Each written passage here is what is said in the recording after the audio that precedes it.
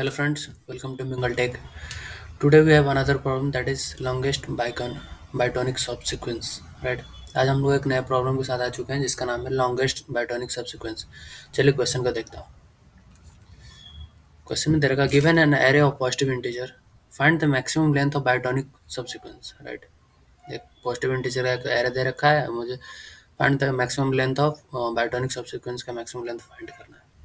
A sequence of array is called bitonic if it is strictly increasing or strictly decreasing, right? या तो strictly increasing होगा या strictly decreasing होगा तभी वो bitonic subsequence फॉर्म होगा, राइट? हम देखो, पहले मेरे को एग्जांपल दे रखा है वन, जैसे मैं आपको अगर एक एग्जांपल के थ्रू मैं आपको बताऊं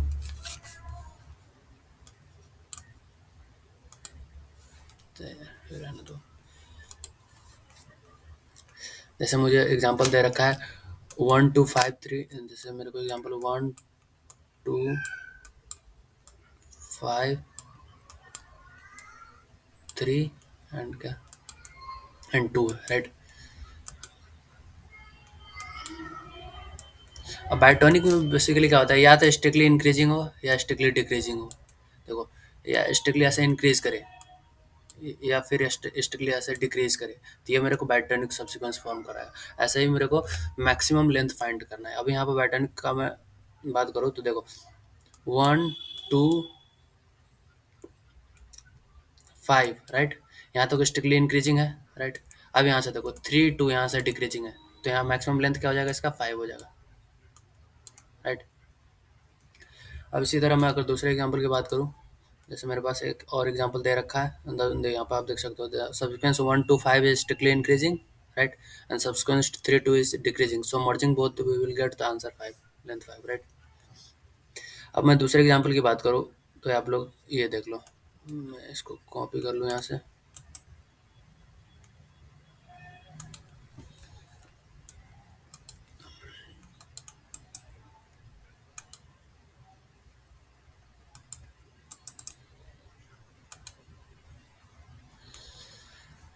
इसको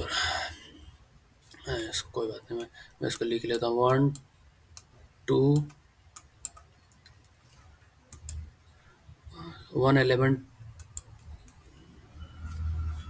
मैं क्लीन अप करता हूँ फर्स्ट ऑफ ऑल।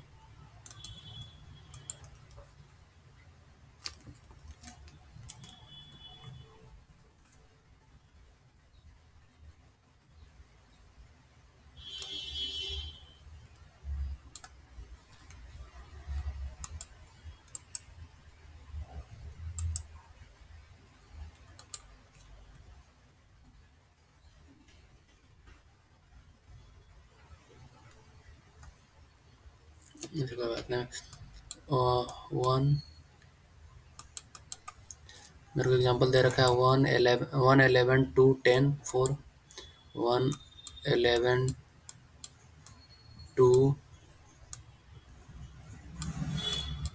10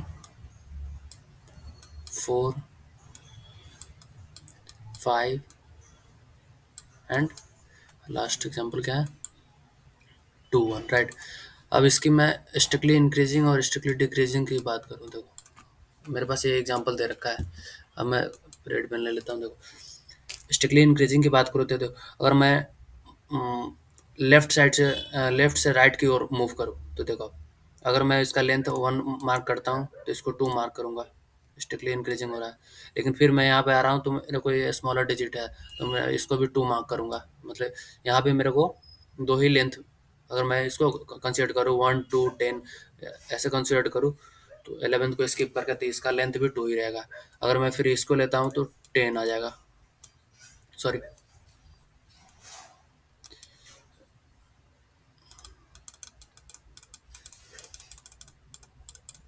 इसको इसको रिमूव करूँ। देखो, अब इसका मार्क करूँ तो क्या हो जाएगा, इसका लेंथ 3 हो जाएगा। अब देखो, अगर 1 2 यहाँ पे मेरे पास 11 है तो यहाँ पे इसका लेंथ हो गया 2। अगर मेरे पास अगर मैं 11th को कंसिडर नहीं करता हूँ, 2 को कंसिडर करता हूँ, तो फिर यहाँ पे क्या हो जाएगा, स्ट्रिक्टली इंक्रीजिंग में 1 2 और 10, ये मेरा एक बना रहा, तो 1 2 3 लेंथ हो गया। लेकिन फिर से मैं अगर 10 को कंसिडर ना करूँ तो टू टू के बाद इससे ग्रेटर नंबर है 4, तो इसको इसका भी मार्किंग लेंथ क्या होगा, 3 रहेगा। फिर इसके बाद इसको मैं 4 कंसीडर कर लूँगा, क्योंकि 4 से एक बड़ा है 5, और इसको 2 आ रहा है। 2 को मैं इसको 2 ही मार्क करूँगा लेंथ में, राइट है, वहाँ पे 1 का 1 ही रह जाएगा एज। अगर मैं लेफ्ट टू राइट मूव कर रहा हूँ, अगर मैं लेफ्ट टू राइट मूव कर रहा हूँ, राइट, तब उस केस में अगर मेरा इस लेंथ की बात करूँ, तो यहाँ पे मैक्सिमम लेंथ मेरे को क्या 4 फाइंड हो रहा है, राइट। अगर मैं ये लेफ्ट टू राइट, अगर राइट टू लेफ्ट जाऊँ, राइट, इस केस में मेरे पास क्या होगा, तो मैं कलर चेंज कर लेता हूँ इससे कंसिडर, इसका वन लेंथ है, राइट।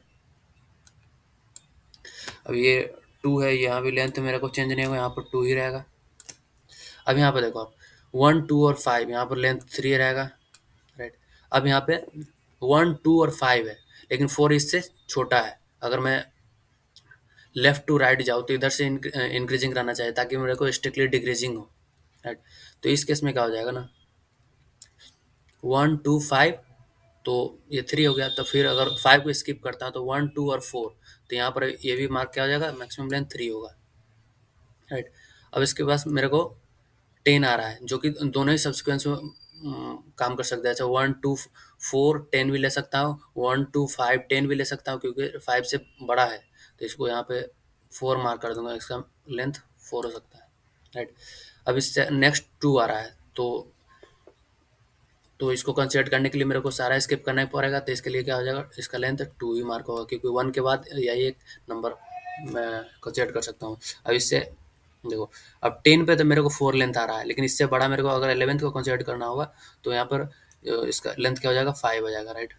अब 1 का 1 ही रह जाएगा। अब मेरे को देखो, अगर मैं दोनों की मैं बात करूँ, देखो, अगर ये राइट टू लेफ्ट था, ये राइट टू लेफ्ट है, ये लेफ्ट टू राइट है, राइट। अभी इस केस में देखो आप, इसका मैक्सिमम इसका मैक्सिमम क्या है, अगर यहाँ पे इसका मैक्सिमम मेरे को 4, इधर से 4 कंसिडर हो रहा है, अगर यहाँ मैं इसको कंसिडर कर लूँ तो 5, राइट। देखो,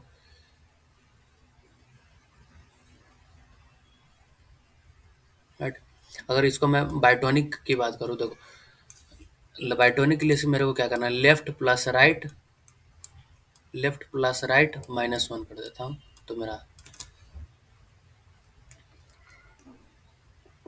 आंसर आ जाएगा। देखो, जैसे 1 है, तो 1 1 + 2 और -1, तो 1 हो जाएगा।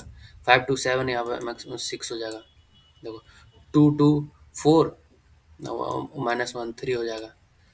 4 3 7, -1 6 हो जाएगा, राइट। 3 3 6, -1 5 आ जाएगा, राइट। 4 3 7, -1 6 हो जाएगा। 2 2 4, -1 3 हो जाएगा। 1 1 2, -1 1 हो जाएगा। अब यहाँ पे देखो आप, इसका मैक्सिमम लेंथ क्या है मेरे को, अगर मैं इसकी मैक्सिमम लेंथ की बात करूँ, तो ये मेरा यहाँ 6 हो रहा है, तो मेरा इसका आंसर क्या हो जाएगा, 6 हो जाएगा। देखो, अब ऐसे, ये तो मैं आपको एक तरीके से बताया, अब ऐसे नॉर्मली भी आप चेक कर सकते हो। जैसे मेरे पास 1 11 2 10 4 5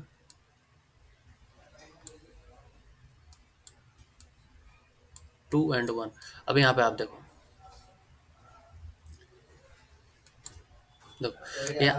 अब यहाँ से मैं मार्क करूँ, देखो 1 2 3।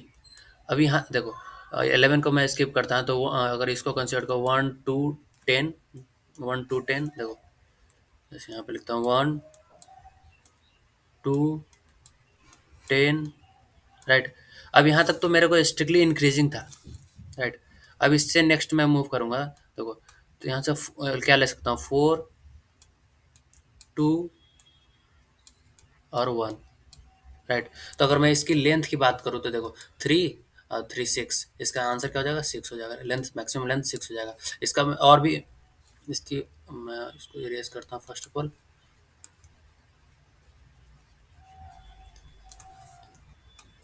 इसका और भी कंडीशन बन सकता है, जैसे ये ले लो 1 2 10। अब यहाँ पर 4 के बजाय मैं 5 लेता हूँ, 5 2 1। इस केस में भी मेरा आंसर क्या रहेगा, सेम रहेगा, 5 2 1। अब यहाँ भी आंसर मेरा क्या है, 6 ही है, राइट। ऐसे ही मैं देखो और क्या कंसिडर कर सकता हूँ,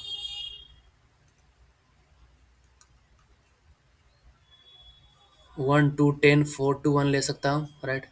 अब इसके बाद अगर मैं इसकी बात करूँ, 1 2 4 5, यहाँ पर तो स्ट्रिक्टली इंक्रीजिंग है, और 2 1 यहाँ पर स्ट्रिक्टली डिक्रीजिंग है, राइट। अब यहाँ भी मेरे को लेंथ 6 है। और कोई कॉम्बिनेशन बन सकता है क्या, देखो आप, 1 10। अब यहाँ पे एक और बना सकते हो, 1 2 4 5 हमने बना लिया।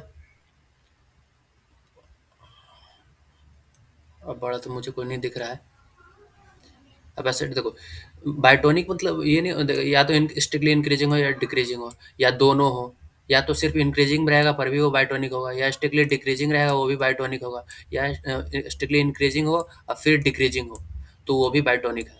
तो मेरा इस केस में मैं देखो 1 2 10 यहाँ तक तो मेरे को 1 2 10 इंक्रीजिंग था, फिर वहां से मेरे को डिक्रीजिंग है 4 2 1, या 1 2 10 5 2 1, ये मेरा डिक्रीजिंग है। अगर मैं इसके मैक्सिमम लेंथ की बात करूँ तो क्या हो जाएगा, 6।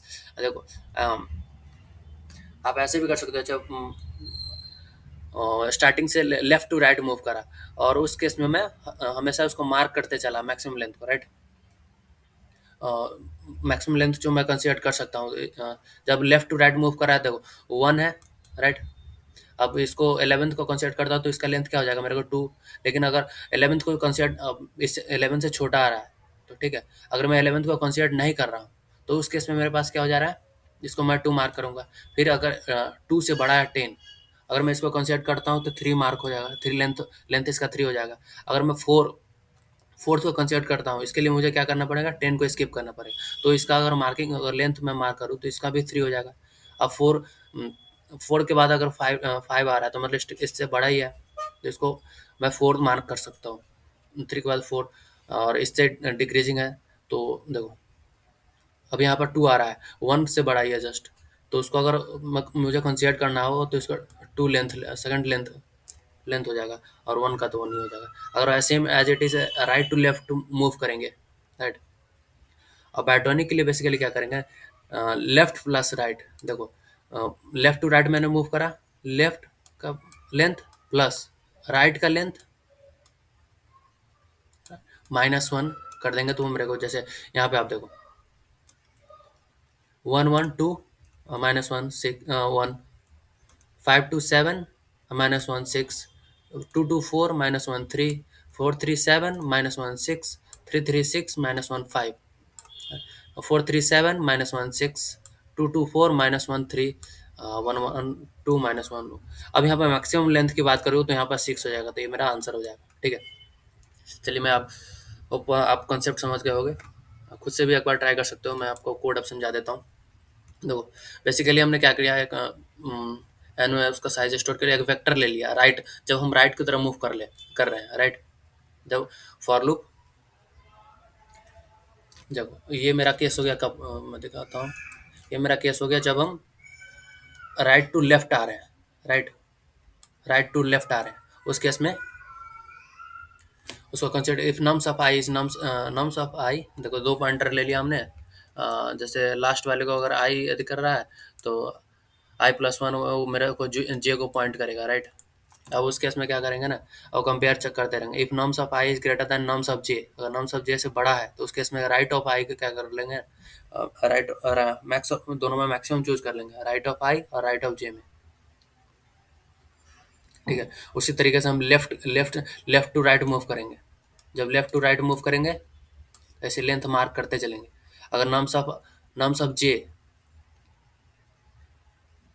इसके less than nums of i, अगर उससे बड़ा nums of j is less than nums of i, तो अगर कंडीशन सेटिस्फाई कर रहा है तो लेफ्ट ऑफ आई हम मार्क कर लेंगे क्या, लेफ्ट मैक्सिमम दोनों में चूज करना, लेफ्ट ऑफ आई और लेफ्ट ऑफ जे, और फिर लेफ्ट ऑफ आई इंक्रीमेंट कर देंगे। अब ये मेरा, अब इसमें क्या हो जाएगा ना, मेरे को जैसे मैंने आपको ये बताया, एक बार ये लेफ्ट टू राइट था, ये राइट टू लेफ्ट, मेरा लेंथ तो मार्क हो गया, ठीक है, दोनों केस में। अब यहाँ पे देखो आप, जैसे दोनों में मेरा लेंथ स्टोर्ड हो रखा है, ये राइट के केस में, ये लेफ्ट के केस में, लेफ्ट टू राइट मूव कर रहे हैं या राइट टू लेफ्ट मूव कर रहे हैं। अब यहाँ पे देखो, एक मैक्सी नाम का एक वेरिएबल ले लिया, राइट, और फॉर लूप आइटरेट करा, उसमें क्या मैक्सिमम चूज करूंगा, लेफ्ट प्लस राइट, जैसे मैं आपको फॉर्मूला बताया, लेफ्ट प्लस राइट,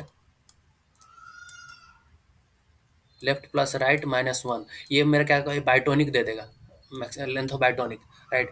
और अब यहाँ पर लेंथ ऑफ बाइटोनिक तो मेरे को इसमें से मिलता चलेगा, अब इसमें से मुझे मैक्सिमम चूज करता, हमेशा मैक्सिमम चूज करता, जैसे देखो, अब इस वाले एरे में मैं फॉर लूप अगर आइटरेट करूँ, देखो, तो अगर जीरो से आइटरेट करता हूँ तो मैं अब स्टार्टिंग में मेरे को क्या है, वन है, तो मैक्सिमम मेरा अपडेट क्या हो जाएगा, वन हो जाएगा।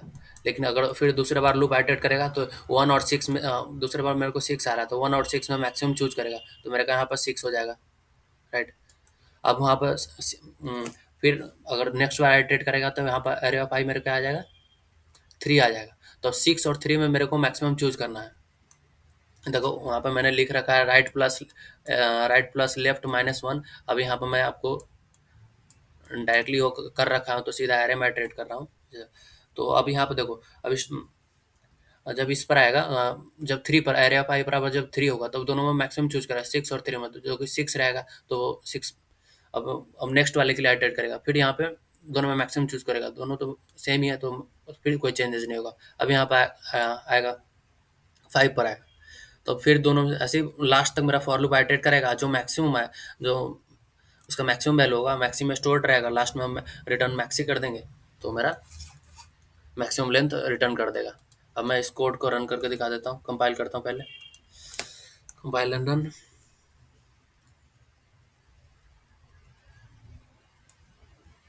देखो हमारा एक्सपेक्टेड आउटपुट फाइव है, और अब इसको मैं सबमिट कर देता हूँ,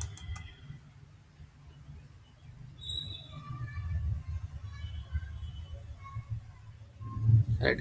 अब यहाँ पे देखो मेरा सारा टेस्ट केसेस पास कर रखा है, सबमिट हो गया। और इसकी मैं टाइम कॉम्प्लेक्सिटी की बात करूँ, देखो तो फॉर लूप यहाँ पर रन हो रहा है, तो देखो यहाँ पर मेरे को फॉर लूप रन हो रहा है, तो ऑर्डर ऑफ एन, इसके अंडर में एक और फॉर लूप हो रहा है, तो मेरा order of N into order of N, मतलब क्या हो जाएगा, time complexity order of N square हो जाएगा हमारा टाइम कॉम्प्लेक्सिटी।